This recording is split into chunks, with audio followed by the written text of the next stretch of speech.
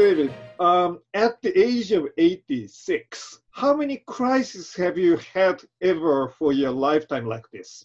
Actually, remarkably few. Catching pneumonia when I was probably about 9 years old, and I almost didn't make it. I remember that. But for a national crisis, I don't remember one this bad. Well, World War II, I was fairly young at that point. I remember some things from it, but my father was not drafted. He was in, quote, a critical industry. Very few crises like this impacted the United States. The Cuban crisis, yeah. I remember worrying about it a lot. That was a stressful time. I was still at Bell Labs at that point. There's a terrible tendency when things are rough at home to try to have something external. And when you're playing around with, all it takes is one mistake, and you might start shooting. And I'm not sure that you can stop an escalation at that point. Both China and the U.S. need a diversion, a dangerous game. By all these references, how do you see this new crisis? Mixed bag. It's certainly a health problem. It's been relatively poorly handled, but we had a fair amount of lead time. Basically, nobody paid any attention to it. Maybe something that could have been controlled, as SARS was and others, into something that there was no way of controlling. You couldn't man up enough. Also, this was the first one where the internet had grown completely, the main source of information for most people. The whole newspaper, TV business had been crimped by the internet. What you're seeing is a serious problem hyped up constantly in the headlines. For instance, if you look at the reports on Tokyo and you look at the number reported every day, each one is a crisis, even if it's a little less than the previous one. The fact that it's hyped up enough makes it very difficult to manage. You know, politicians get impacted a lot by that. The U.S. is an election year, and the election started 6 months ago. But every bad headline, the endless models of what's going to happen don't help. One of the first things I did at Bell Labs was I worked for a really good statistician, best Bell Labs had at that point, Milton Terry. And he taught me simulations, which are models. You're trying to understand the performance of something that you don't have yet. Never believe a model unless you can calibrate it. If you have something that's close enough to your model, calibrate it, see if it's any good. And then you can make small deviations. Millions of people died to nobody, to this curve, that curve. I've only seen one case where they actually took the data from the past, put it into the model and reported. So they gave you a comparison of what the model said against what happened. Most of them just present the future. It's very hard to make judgments when you don't have that. I think we're in an interesting boat now. The U.S. is really very confused right now in the sense that the pressure to reopen things, the whole discussion, like it or not, becomes political. States are going to open up and then get slammed hard.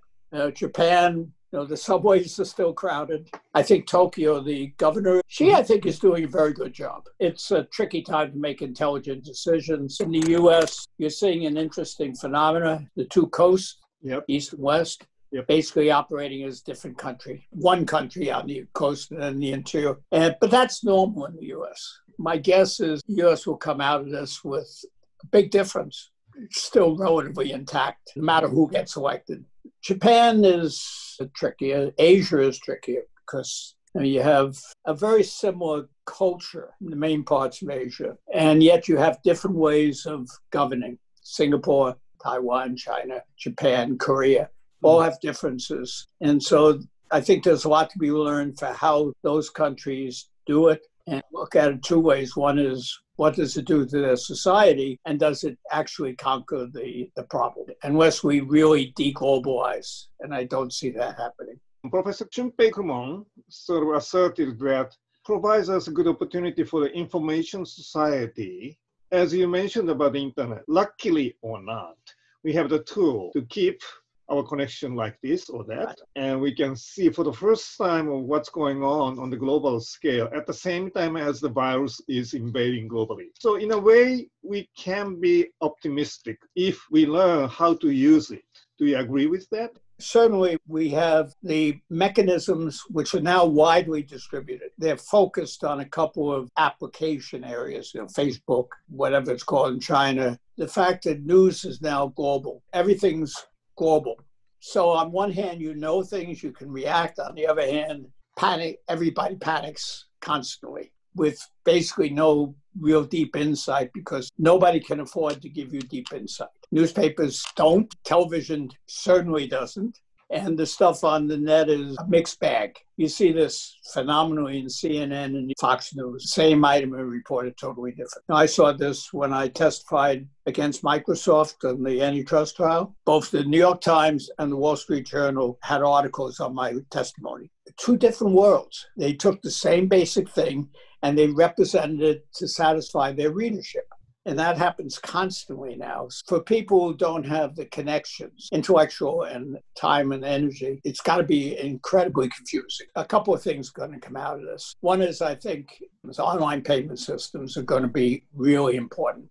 People don't like to handle money, right? That's the case in the US for quite a while, largely Apple Pay or equivalent. And so you don't have to touch anything. China has Alipay. That's going to be embedded in the system. I suspect when we come out of this, as places go back into business, they're going to find that people demand it. A lot of people believe that the educational system will completely change. And online teaching, etc. Going to college, for instance, is not just an information gathering. It serves multiple purposes. It's your break from home, the interaction between students and their interaction between students and teachers. And that's very, very important. And that's not going to go away. You can do a lot better in the lower grades, but I don't see universities going away or becoming all online. I don't think it's good enough. It may take the place of lectures, which is beginning anyway, because initial election to 200 people, it might as well be online.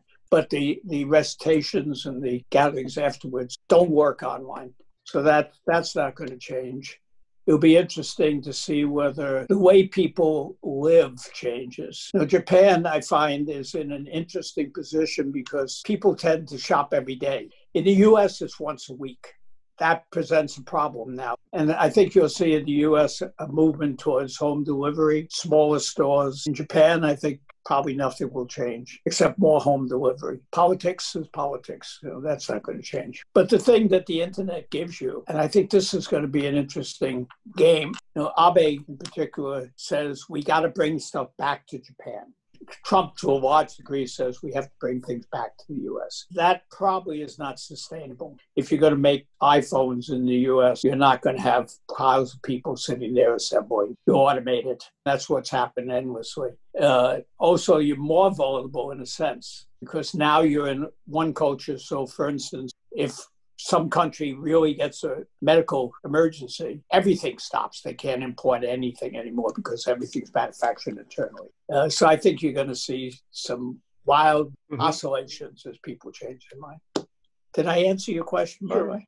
Yeah, if I may, because I asked first sort of the role of the internet, and you almost replied. The second question is the role of science. For some tendency on our, say, Japanese society, that let's try to listen to what the experts are saying. And the different experts, and especially the medical pandemic specialists, in making some assumptions, predictions, and warnings and stuff based on one simulation or the other. Right. But by and large, most people do realize this is not the economical crisis per se, but it's pandemic medical, that these scientists should have some answer or at least guidances for us to, including the politicians. I'd like to believe that. But I still remain much skepticism as well. These experts are experts on the one small domain, but we are facing the societal-wide issues and crises. You're being not a scientist, first of all. Yeah, this is an old problem. You could see that with Nobel laureates, yes. Right? They testify on everything in the kitchen sink, outside of their specialty. And people believe because, after all, they're Nobels. I think one of the big problems is that most countries, the decision makers, don't understand the scientists. They don't understand the limitations. They can't evaluate the quality of the advice they're getting. There's probably only one country equipped to do that right now, Singapore. Prime Minister of Singapore is a computer scientist. Most of the deputies, technologists. So from that perspective, they understand largely the science. They may not understand the human aspects. In the US, the legislature, there are only 2 people that have a science background or medical background. In Japan, and I may be wrong, but my perception is the decision-making parts of government are manned by very good journalists. Mm-hmm. And I'm not sure they understand that. Again, when they look at scientists talking to them, in general, there's a disconnect in thinking.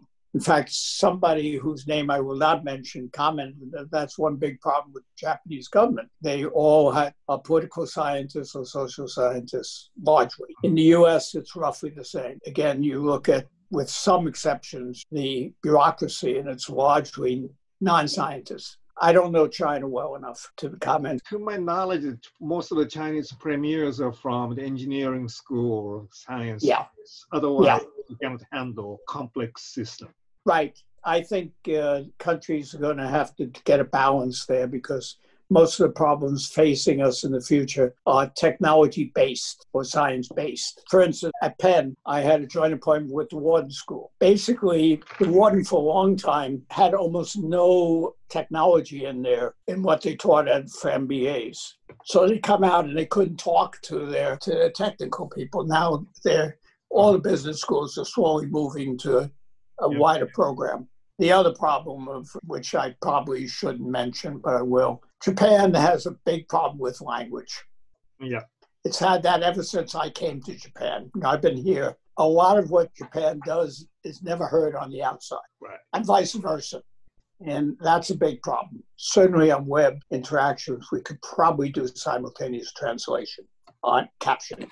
Good enough to make it understandable. That would help enormously. I've been trying to work with some people to implement that. You could probably do it from English to Japanese. The other way, I'm not quite sure. If you exclude the mindset, yes. But even if we can read and write well, but they don't open up, that's another problem. Yes. I used to go to physical meetings and doing the receptions. And as soon as I walked in, the language changed from a simple bunch of Japanese talking to each other to suddenly trying to talk to me in English, and it doesn't work. Very difficult.